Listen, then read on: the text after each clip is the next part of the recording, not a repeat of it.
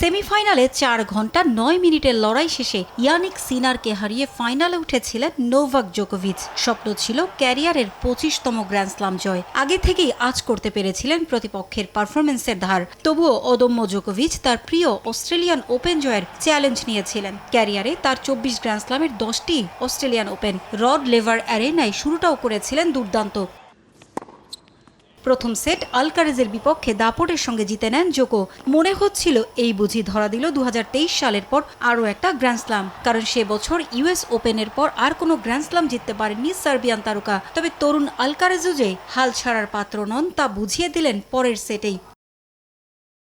প্রথম সেট 2-6 গেমে হারে এসেও দ্বিতীয় সেটে 6-2 গেমে জিতে নেন স্প্যানিশ তারকা। সময়ের সঙ্গে সঙ্গে ক্লান্ত হয়ে পড়েছিলেন 38 বছর বয়সী জোকোভিচ। পরের সেটেও হেরে যান আলকারেজের কাছে 6-3 গেমে। টিকে থাকতে হলে চতুর্থ সেট জিততেই হতো সার্বিয়ান তারকাকে। তবে স্নায়ুর চাপ আর তারুণ্যের কাছে শেষ পর্যন্ত ভেঙে যায় জোকোর 25 গ্র্যান্ড স্লাম জয়ের আশা। 3 ঘন্টা 2 মিনিটের লড়াইয়ে 4 সেটের লড়াই শেষে 2-6, 6-2, 6-3 ও 7-5 গেমে জোকোভিচকে হারিয়ে ক্যারিয়ারের প্রথম অস্ট্রেলিয়ান ওপেন জিতলেন কার্লোস আলকারেজ।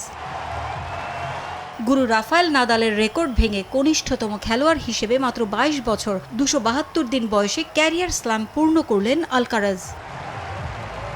গত বছর ফরাসি ওপেন ও ইউএস ওপেন জয় করেছিলেন তিনি। যেখান থেকে শেষ করেছিলেন সেখান থেকে আবার শুরু করলেন আলকারেজ। মাত্র 22 বছর বয়সে নিজের 7ম গ্র্যান্ড স্লাম উঁচিয়ে ধরলেন। এত অল্প বয়সে এতগুলো গ্র্যান্ড স্লাম জয় আর কারো ঝুলিতে নেই। এর আগে তিনি দুবার করে জিতেছেন ইউএস ওপেন, উইম্বলডন ও ফ্রেঞ্চ ওপেন। টানা খেলার ধকল সামাল দিতে পারেননি জোকোভিচ। 2023 সালে ইউএস ওপেন জয়ের পর 8টি গ্র্যান্ড স্লাম খেলেছেন এখন পর্যন্ত।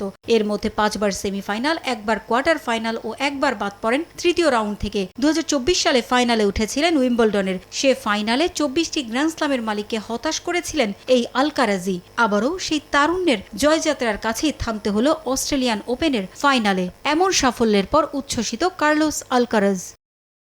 পারভিন আক্তার, সময় সংবাদ।